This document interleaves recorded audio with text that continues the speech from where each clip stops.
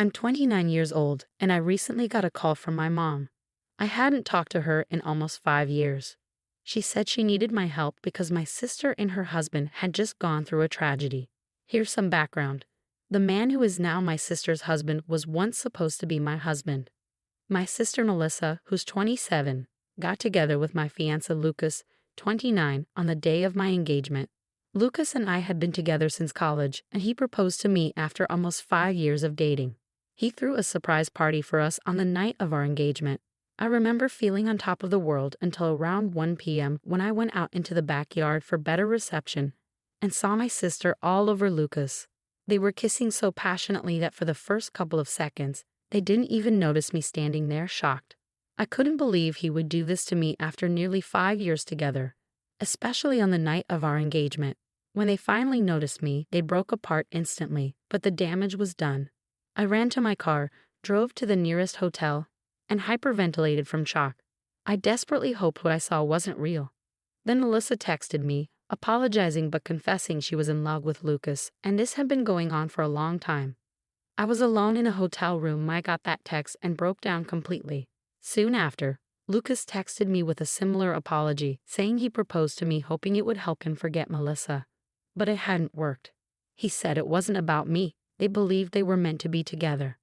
I realized I was just a temporary stand-in for Lucas until he could be with Melissa. I stayed at the hotel for a couple of days, trying to pull myself together. I felt like I was losing my mind, hoping this was all some cruel joke. After almost 4 days, I went back home because I needed to collect my things and couldn't risk losing my job.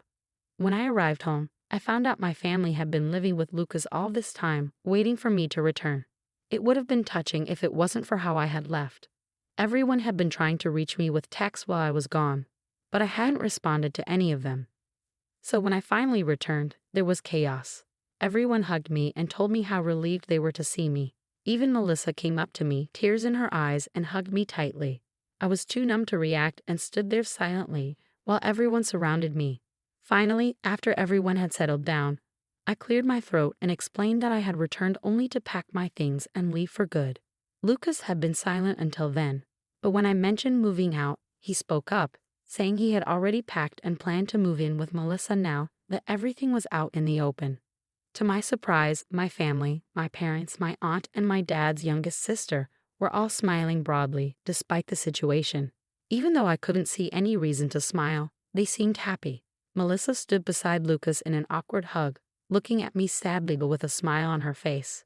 I couldn't bear it any longer. I asked my family why they were smiling.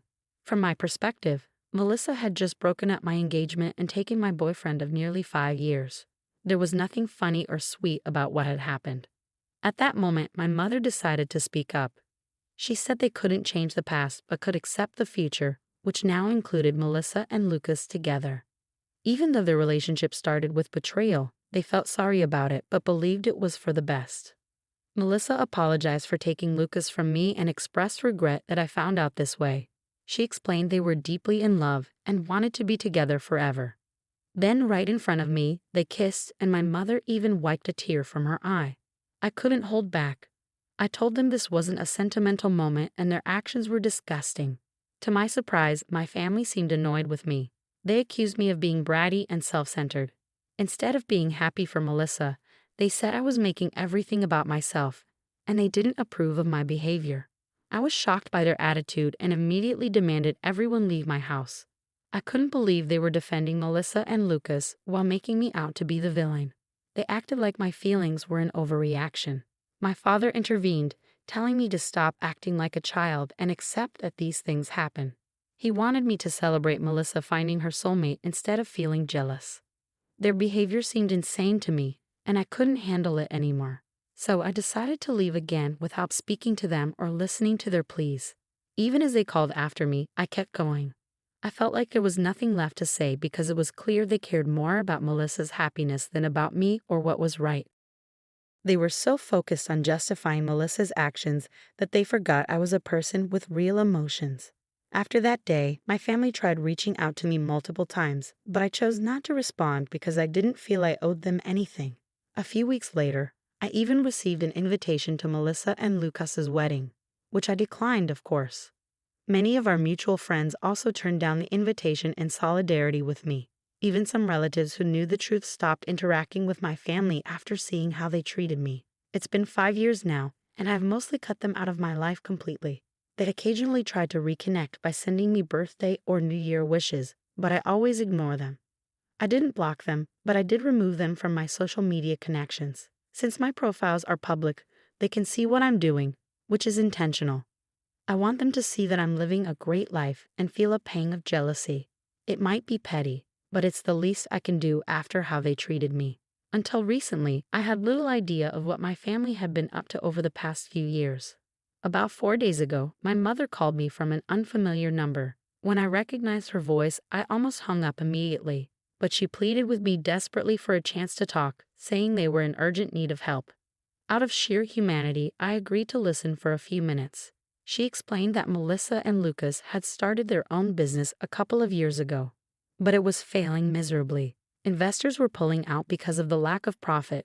They had borrowed more money in hopes of turning things around, but it only added to their debt. Now they were deeply in debt and facing pressure from loan sharks, employees, investors, and other creditors. My mother knew I lived a comfortable lifestyle and turned to me as a last resort, begging me to loan Melissa and Lucas money to pay off their debts. She asked for nearly $75,000. I questioned why Melissa hadn't asked me directly for help and why my mother was speaking for her. My mother explained that Melissa and Lucas didn't want her to approach me. They hadn't told me about their financial troubles because of our history from 5 years ago. Melissa wasn't ready to accept help from me, but my mother didn't know anyone else who could lend them such a large sum at short notice. A couple of months had passed, and Melissa and Lucas were struggling to make ends meet, even for basic necessities. My parents and Lucas's family were doing their best to support them, but their resources were limited. Both families were retired and needed to secure their own futures, so giving away their savings wasn't feasible. With no other options left, my mother called me to ask for help. I could afford to help them financially, but I didn't want to. Melissa was right not to ask me directly after what happened between us. They forfeited any right to expect anything from me when they betrayed me. I told my mother firmly that I couldn't and wouldn't help them. She sounded hurt and argued that I was being heartless and needed to think about our family. I replied that Melissa and Lucas didn't consider me when they had their affair, and my family didn't consider my feelings while supporting them. So I saw no reason to consider them now either. I had worked really hard to get where I am today, and I wasn't going to just give away $75,000 to people who didn't deserve it. Then my mom called and started crying, saying she never thought I'd become so selfish. She said my sister and her husband would be in big trouble if I didn't help them. I told her I couldn't help, and I hung up. Since then, my mom has been texting me nonstop, begging me to change my mind and think about my sister. She said it wasn't the time for revenge and that my sister was in serious trouble. She thinks I'll regret not helping her in the future. It's really stressful, and I don't know what to do because I don't want to be seen as the bad person. Am I wrong for not helping my sister financially after she stole my fiancé 5 years ago? Update. So I finally decided to block my family. I didn't do it sooner because I wanted them to see how well I was doing and maybe feel envious. Also, I worried I might regret cutting them off if something bad happened to them. But now, I just don't care. I should have cut ties with them 5 years ago. I don't know why I kept them around for so long. That was my mistake. Refusing to help my sister now isn't about being petty. It just makes sense. They've already wasted a lot of money, and even if I gave them some now, they probably wouldn't be able to pay it back. $75,000 is a lot of money even for someone like me who's doing well financially. If I lend that much, I expect it back, even from close friends. But these people aren't close to me, and I can't count on them to repay me. So there's no reason for me to give them money. It's that simple. I talked to a few friends about it, and they agreed I made the right call. It's not about revenge, it's just not practical to help them after how they treated me in the past. Now that my mother can't contact me anymore, I don't have to worry about feeling guilty. Update 2. Hey everyone, something pretty intense happened today. I was at work when my neighbor called to say there was a couple outside my house causing a scene, yelling for me to come out and talk to them. She said they seemed unstable and had been there for an hour, refusing to leave. I asked for a description, and deep down, I knew it was Melissa and Lucas.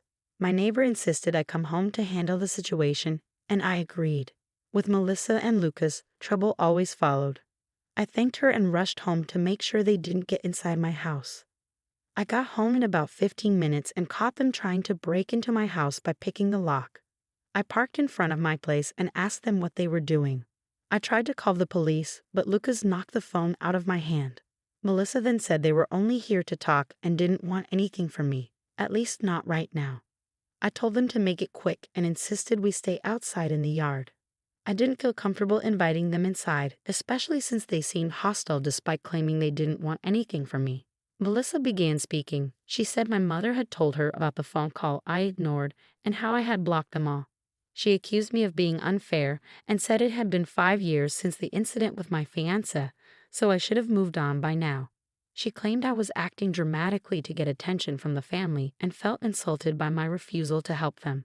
That's why she wanted to talk to me. She explained that she had managed to gather the money this time by selling their house and jewelry, but she might need more in the future.